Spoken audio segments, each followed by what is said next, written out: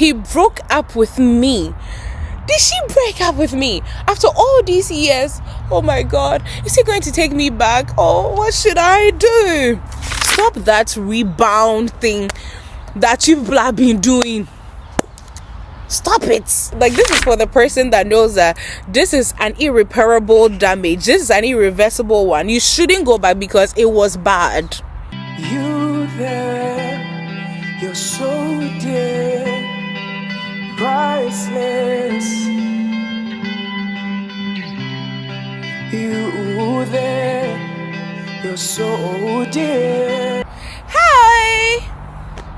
Hi guys, welcome back to my YouTube channel, Relationship Therapy. And as you all know, my name is Rafi Truth. If you do not know, because this is your first time joining us, you are definitely welcome. And if you've been coming back, you know the drift. I love you, you know that. Welcome back. Okay, so before we move on to the topic for today, because you know that we like, going straight to the point, right? I want to tell you guys something. So before my relationship started here, I had this childhood fantasy thinking that I could just walk into a relationship and walk out when I wanted to. Well, actually, before I started dating, don't judge me. Before I started dating, I actually thought that, if I don't want to do it anymore, I could just walk out. And if the person doesn't want to do it anymore, he can just walk out because, we are adults. We can... we can agree. But then I forgot that is it's actually not it, except you're not in a real relationship, right? Anyways, if you love the person, you're definitely going to feel pain when you hear the word breakup. Let's dive right into the topic for today, right? So we are dealing with breakup and recovery from breakup. I believe one of the scariest things to face in a relationship is a breakup. Imagine waking up today and hearing from someone that you spent like a whole lifetime with, or even some time with, and then they tell you that it's over, we can't do this anymore, I don't want to do this with you anymore. How sad is it? I mean, except if you weren't in a relationship and you thought you were, or you've been leading someone's child on, and that is so not fair. Don't do that. When breakup happens, most people say the focus is healing, self-discovery, and, finding closure after, right? I can agree after we have looked at these things together. So let's go. So as usual, I wrote these things down for you. Now, what was the context of the breakup? And I simply mean, why did you guys break up in the first place? It's something you should look at. Now, how long did you guys date for? What have you given to the relationship? How much have you given to the relationship? Is it worth throwing away for the breakup? In a nutshell, I mean, how bad was the breakup? This is the reason why I always warn you against having sex in a relationship before marriage. Sometimes when you have given it all, when it's time to go, you can't let the person go. And sometimes you've tasted something that you do not want to let go. And what if you actually have to let go, or the person wants to let go? Then what do you do? So abstain. Don't unsubscribe, okay? But abstain. Okay, let's move on. Now listen carefully to what I wrote down.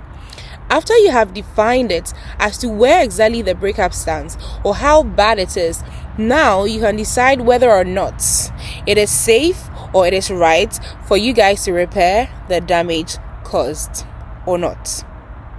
After you have finally accepted that this is the situation, that there is no going back, then comes the grieving stage when you know that it is finally over. Very sad to hear, but unfortunately we have to deal with it. Now after that comes the grieving stage. Okay, so now let's acknowledge the grieving and look at the various stages of grief that we have, right? There are 5 stages of grief when you are faced with this. This is referred to as the Kubler-Ross model. But before that, I wrote something down about grief. Grief hurts because it steals one's joy and leaves our hearts vulnerable if we are not connected to a source that is higher than it, right? And I know this very well because I know my life before and after I met my Jesus. Okay, let's move on. So back to the Kubler-Ross model. Number 1, it says we have denial. For denial, this is the initial stage and it involves shock and disbelief. Like, how did this person break up with me? Oh my god, it is actually happening. You may have trouble accepting at this stage the reality of the loss. Number 2, the anger stage. As the denial fades, you may feel frustration and anger. How dare this person do this to me? Like, oh my god. This can be directed at yourself, others, or even the person you lost and the relationship you just lost. Number 3, the bargaining phase. This says that in this stage, you might find yourself making deals or bargains or wishing the loss or change the situation. You get, if wishes were horses, beggars would ride, but it's not always possible. So often, with a focus on what you could have done differently to, not cause this breakup to happen, but the person has already broken up with you. This is like counting your losses, but trying to find some middle grounds, blaming yourself and doing stuff. Number 4, the depression phase. I never wish this upon anybody because it's pretty hard. This is a deep sense of sadness and despair that you may not see coming, but it comes to hit you. It sets in, and this stage can involve withdrawal, isolation, and reflecting on the loss, as I wrote down, and it is true. The last and the final one, which is the acceptance phase. So this stage, I actually like it for everybody, but the funny thing is that it's not as though you have come to terms with the situation, but then you acknowledge the fact that this has actually happened, so we move. You get, so it's time to move on, basically. So here you actually accept that you gotta move forward and you put things behind you. It's not that easy. So now I understand the fact that everybody experiences grief differently. So in as much as I have enlisted these things to you, you may not go through it in the order I mentioned, right? Some people even revisit the phases they've already gone through, and that is very sad, but yeah, that's life. Then there are people like me that I believe that I won't go through all of them. I know for sure, that's why I'm telling you. I won't go through a depression phase, not because I understand or I know that I can deal with breakup, no, but because I have a source that is higher than the grief. So in this case, I do not allow myself to get to that point. So what am I saying? Basically, not everybody goes through all the stages, but people do go through the stages that I just mentioned. So what should we do after a breakup? So before you guys actually think that I have never felt these emotions before, I have. Yes, I almost went through a breakup. Funny enough, I initiated it. I am the one that asked for it. It was not as though I was telling him that we should break up, but I realized that it was difficult for me. But after I told him, I was the one calling him back. I went to laugh so hard. Can you guys see my eyes? After I told him, and he said we should not do that. I should not do that to the relationship and to him. And I went back and I was crying and I was calling him that I am sorry that I cannot live without him. You guys, that was even just the tip of the iceberg and I was dying. So I can imagine for people that are actually going through a breakup, it's not a joke, you guys. Go and give someone a hug today if you know them, please. Sometimes it's good for you guys to know this so that you don't just think I came to talk or I want to just like create something, that's why I came to tell you guys. No, I have felt a bit of it, and through research and asking questions, it makes me understand that we have to talk about this, right? So that's why we are doing this video today. So number 1, allow yourself to feel the emotions. So it is normal to feel a range of emotions. It is understandable. This is a time that you actually give yourself permission to grieve the relationship, as I wrote down, and it is very true. You can't be in denial and then think you'll be fine. That's not how it works. Okay, so feel the emotion. Number 2, talk it out. find someone trustworthy that you know you can share it with, and the person will not judge you, or the person will not help you sulk. Neither will the person be shouting at you that I told you and you did not listen.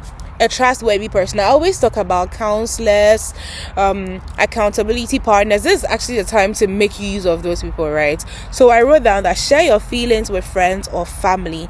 Sometimes just talking about it helps you. Number 3, focus on taking care of yourself and the emotions that you are feeling. So what did I write down? Engage in activities that make you happy. Things that releases the dopamine, basically. So maybe if it's exercising, do exercise. If it is reading, do read. If it's pursuing certain hobbies, do pursue them. But one important thing I will tell you is to go and find the Bible and read. I kid you not. It always helps, when you have a source that is higher than a grief. Because honestly, one way to overcome a habit or one way to overcome pain is when you actually channel it towards a different path, or you have something that takes your attention away from it. So if you are crying, have something that makes you happy. In this case, the happiness is overpowering the sadness. Do you get what I mean? Number 4, set boundaries.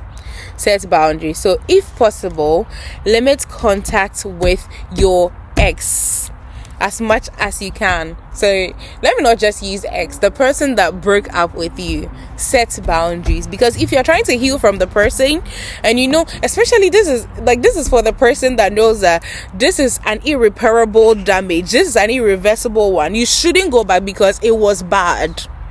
Let me give you an example of a bad one. Infidelity.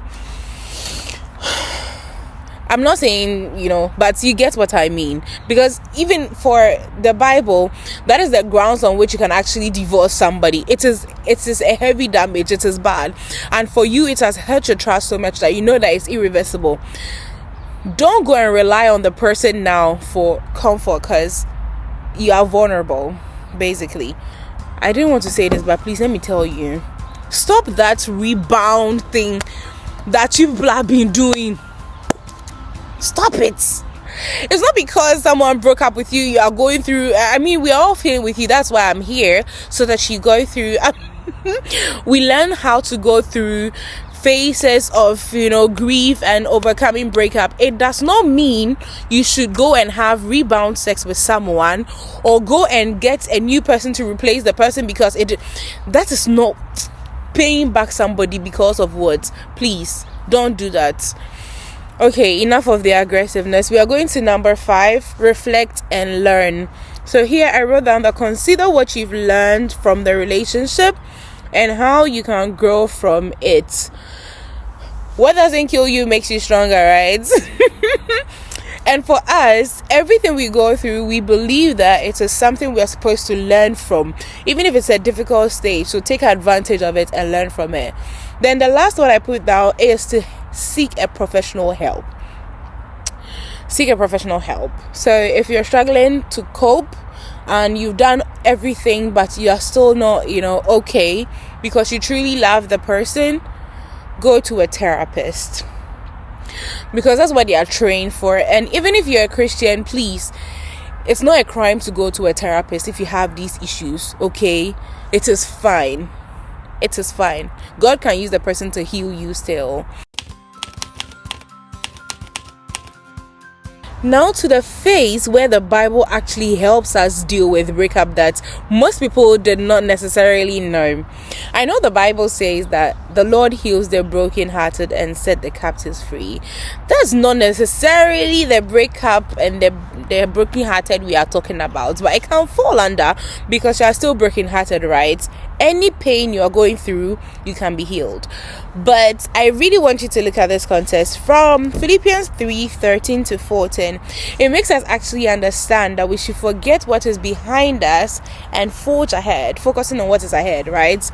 This is one of the strongest Bible quotes for someone that is going through a breakup that people don't necessarily look at, right? So today I want you to look at it. Philippians 3:13 to 14. 1 John 4:7, which in turn also encourages us. What did I even write down? It encourages love among people.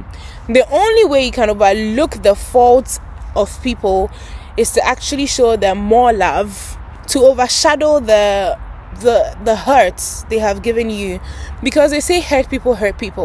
So if you don't actually have love in you, you actually hurt the person, you hurt yourself, you hurt the people around you, and you don't even end up trusting anybody anymore. That is why you also need the Bible when you are you need the kind of love of God when you are going through a breakup, because when the love between a man and a woman finishes because of a breakup, you can be bitter. Have you heard men are trash? Oh my God, my heart pains me whenever I hear that sentence. Women are this, men are this.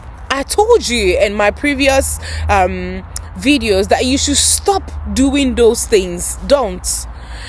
But if you have the love, that kind of love in you, you are not going to open your mouth and say all these things that men are this or men are that. No, right? And the last scripture I'm going to give you today is Matthew 6:14-15, which basically highlights the importance of forgiveness. So when you are dealing with a breakup, it helps you to release the resentment you have for the person, and it helps you to heal. Because when you resent someone, it's difficult for you to heal from what they have actually done to you, right? Let's help our sisters and brothers out there that are actually facing stuff like this, because it is not easy. Do not think that you can just break up with someone and they'll be fine. Once there is love, it can hurt. Guys, please. And please again, I am for love and I am always for a good relationship. If you can solve this issue, don't let it break your relationship apart. Imagine everything I just said and imagine your partner going through it. If you can solve it, don't break up, please. You can check my other videos. I have talked about things to help build a healthy relationship.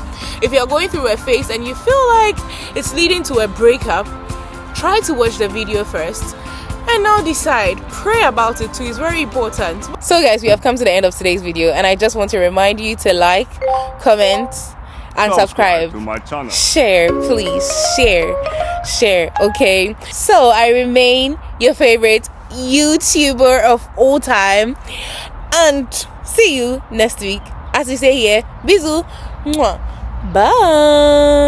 I was once on the other side. Know the void you feel inside. That's why I beckon you. Come the void you feel, I know it's real. Voices that promise you thrill.